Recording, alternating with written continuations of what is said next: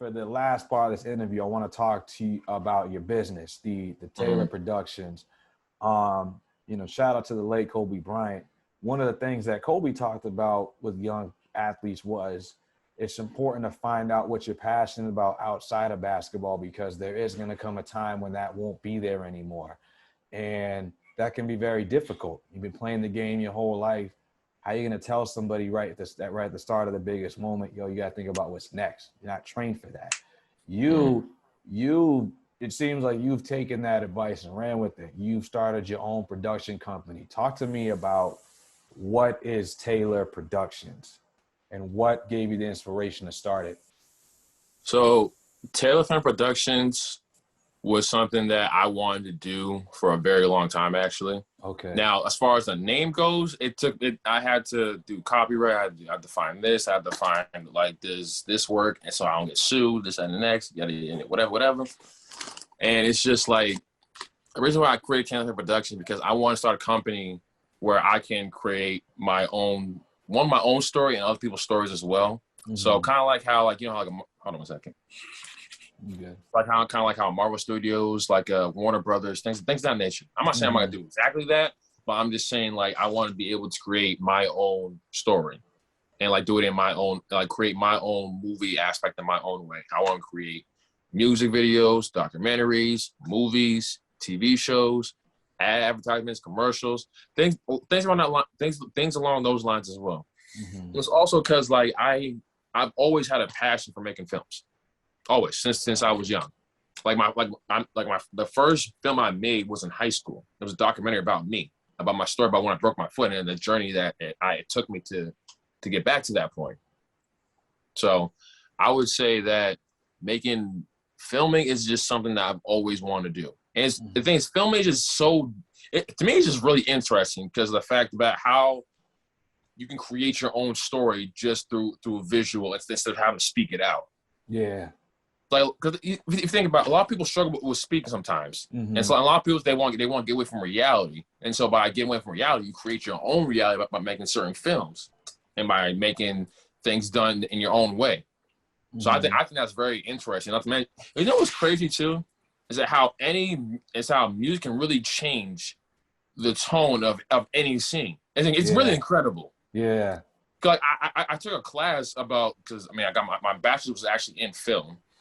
So I took a class about how film, what's it called? What can it do? About how I took a class about like how to make films and this and the next, and about how certain scenes can be changed just by the sound of them, just by music alone. I'm just like so. My teacher showed me a scene from Pirates of the Caribbean, and he used 5 different songs, and each one portray something that was completely different. Even though it was the same exact scene, you thought something different was going to happen. Mm-hmm. But in reality, it was the same exact scene. Just the music made it more suspicious, or made it happy, or made it sad, or this, that, and the next. Like, it's actually really incredible how that happens. It's true. It's true, man. I'm into a lot of art and animation and what have you. And it's really made me appreciate like soundtracks and just visuals. Like, I got some friends, like my producer, I would consider him an introvert. He's able to create his own story, his own narrative, though, through his production, through his very talented videographer, photographer.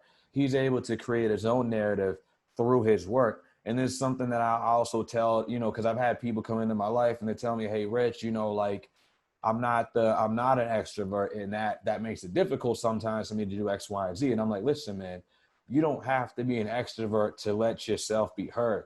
You can let your work, your passion tell your story.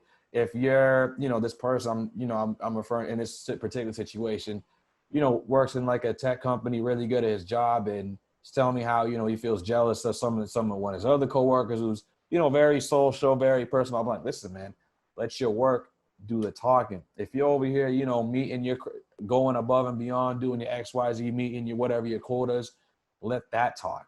Your numbers, your clout, your work will speak. Your work can speak just as loud, if not louder, than your own words. So there's so many ways that you can tell a story without having to be a big talker. You know what I mean? It's not a one size fits all kind of situation. And so, like you said, you know, media, there's so many ways you can tell a story. There are introverts who are musicians, right?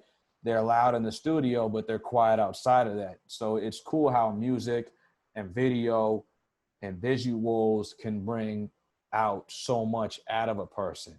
You know, you said that you said that you're not the most social person, but just talking to you right now, I've gotten to learn so much about you and your story and your passion. You know, it's about creating a space for yourself where you can let the best sides of you shine. But you don't have to be the biggest talker to be able to do that. So I think it's really cool how you see that. And I see that too. It's part of the reason why I wanted you on the show in the first place. Cause, you know, not only is it really cool to catch up with a good buddy of mine from high school, but, you know, yeah, it's the story that I wanted to know more about and be able to tell for a very, very long time. And I think, you know, what you're doing on the court as well as off the court is something that is very, very special.